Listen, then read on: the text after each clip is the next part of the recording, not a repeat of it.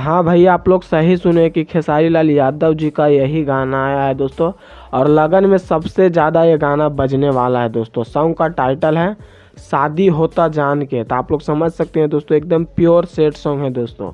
और प्रियंका सिंह जी इस गाना को डुएट की है दोस्तों। और फिट है यामिनी सिंह दोस्तों। बहुत तगड़ा गाना होने वाला है दोस्तों।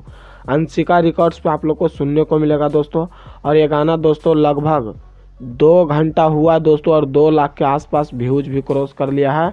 और 40,000 से ज़्यादा लाइक भी मिल चुका है दोस्तों। तो एक बार जरूर जाके सुनिए, एकदम तगड़ा गाना होने वाला है दोस्तों। अखिलेश कश्यप जी का लिरिक्स है और म्यूजिक है आर्या शर्मा का।